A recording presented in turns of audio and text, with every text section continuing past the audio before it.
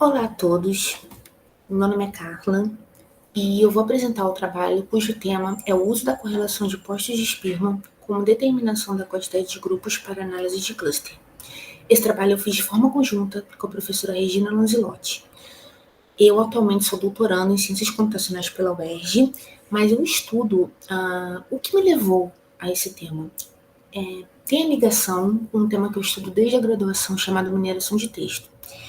E atualmente eu estudo no doutorado também. E a mineração de texto usa uma técnica chamada análise de cluster ou agrupamento, ou análise de conglomerado, que dentro dela você precisa determinar a quantidade de grupos. Então, a correlação de postos de Spearman vem como uma alternativa para determinar essa quantidade de grupos. Eu vou explicar um pouquinho mais lá para frente, mas antes disso eu vou dar uma contextualizada do que seria a informação textual e as etapas da mineração de texto. Bem, a informação textual, ela tem como representação termos linguísticos que trazem certezas, envolvidos em resoluções de problemas decorrentes de alguma informação faltante, ou que possuam mais de uma solução, termos ambíguos, enfim. Por isso, há uma necessidade enorme de aplicações de técnicas que possibilitem a extração e análise desses dados, ou seja, que façam com que dados não estruturados, dados textuais, possam ser quantificados, possam ser transformados em dados numéricos.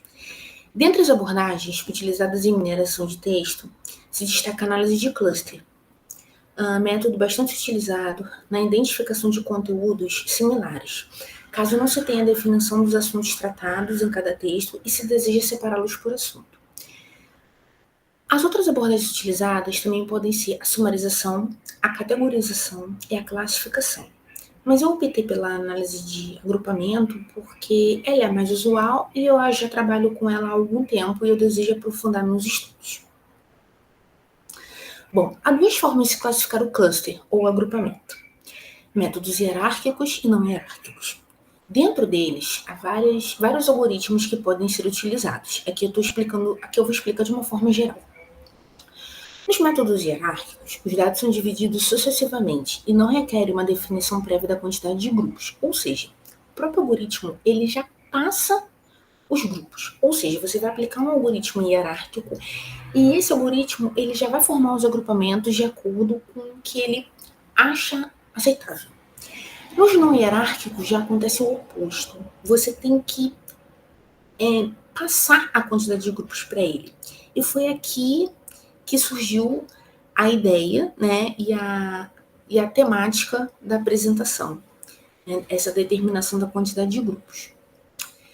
Aqui é um exemplo gráfico da clusterização, do agrupamento. Esse gráfico aqui é um gráfico qualquer.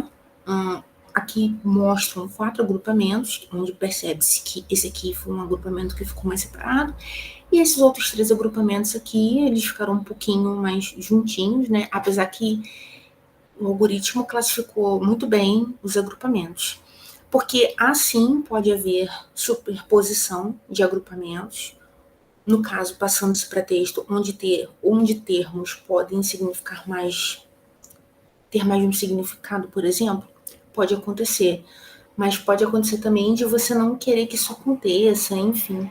Então, método hierárquico e não hierárquico, o uso dele vai depender muito do que o pesquisador quer para o seu trabalho, da proposta do trabalho. Há trabalhos que utilizam os dois, um como validação do outro, enfim. Não há um consenso sobre qual método aplicar para a escolha da quantidade de grupos no método não hierárquico, ficando a cargo do pesquisador escolher. Na literatura há formas visuais, né, gráficas para determinação, enfim. Mas é um pouco difícil, né, porque fica a cargo do pesquisador escolher. Então, diante desse fato, dessa problemática, esse trabalho tem como objetivo fazer uma proposta, propor a determinação da quantidade de grupos pela correlação ordinal, também conhecida como postos de Spearman, que não exige a suposição de que a relação entre as variáveis seja linear, e nem requer que as mesmas sejam quantitativas. Antes de passar e explicar o que seria a correlação de postos de Spearman, eu vou explicar um pouquinho sobre as etapas da mineração de texto. Porque para você utilizar a correlação de postos de Spearman da forma que eu estou propondo, primeiro eu preciso usar as etapas da mineração de texto. Para isso, a mineração de texto usa o KDT, que é Knowledge Discovery in Text, que em português significa descoberta de conhecimento em dados textuais. Consiste em um conjunto de procedimentos para extrair e recuperar dados textuais considerados relevantes. É composto por 4 etapas. Aqui são a coleta das informações, que tem a busca e armazenamento dos textos e a definição da abordagem. Depois eu tenho o pré-processamento, que é a parte mais importante dessa etapa toda, porque é aqui que vai ser feita a limpeza do texto, vai ser retirado palavras que não têm relevância, vai ser feita a seleção dos termos, enfim. Depois vem a mineração da informação, que é nessa etapa que será utilizada a correlação de postos de Spearman. E, por fim, a análise dos resultados. Bom, depois de feita aqui o KDT, vamos falar sobre requisitos para a definição da quantidade de grupos. Para a aplicação do algoritmo de agrupamento não hierárquico, é necessária a definição da quantidade de grupos, como eu falei. Esses 2 autores, o Get e Give, escreveram 3 requisitos que servem como critério para se definir uma quantidade de grupos que chamam de aceitável. São 3 requisitos. Clara separação entre grupos resultantes, determinada coesão de pontos em torno de um centro do grupo e menor número de grupos possíveis, desde que se obedeça os requisitos anteriores.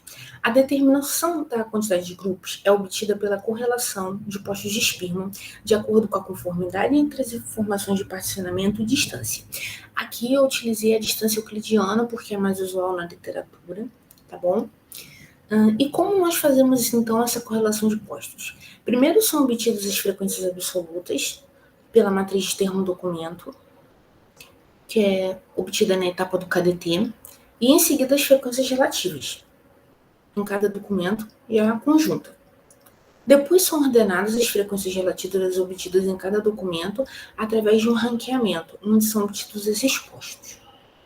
E após o ranqueamento, as frequências relativas indicam as coordenadas do espaço tridimensional dos postos do termo em cada documento a ser usado no método não hierárquico pela essa fórmula aqui, onde D vai ser a diferença entre os postos, que seriam as frequências, que são calculados par a par, ou seja, os postos de VI entre os postos, enfim, dentre os valores, né, e assim por diante.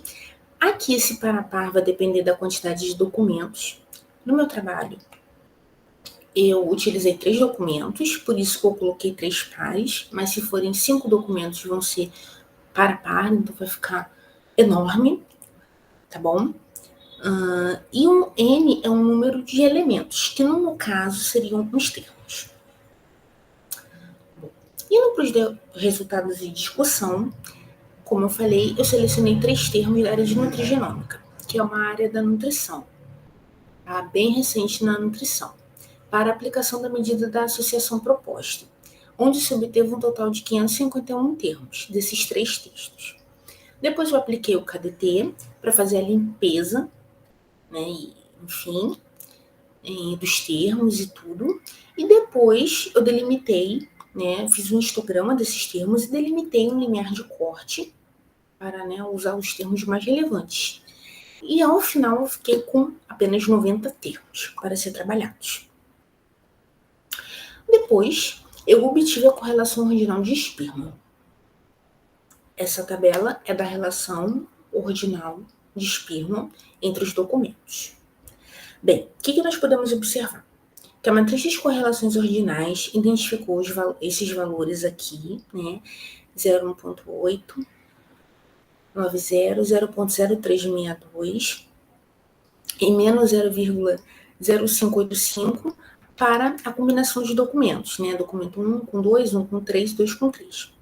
E apesar das correlações não terem apresentado valores expressivos, os DOCs 1 e 2 apresentaram uma associação mais relevante, porque eles deram uma correlação até que razoável, e que entre os DOCs 2 e 3 se mostrou negativa, ou seja, foi uma correlação inversa.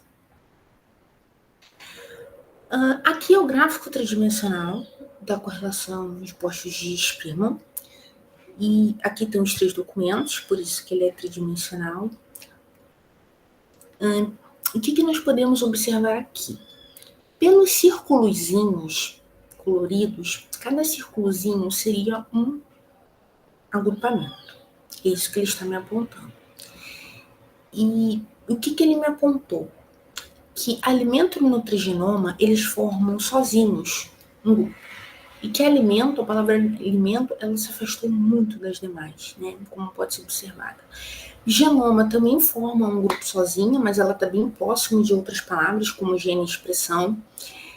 Aqui, estudo, nutrição, aqui e dieta também formam um outro agrupamento.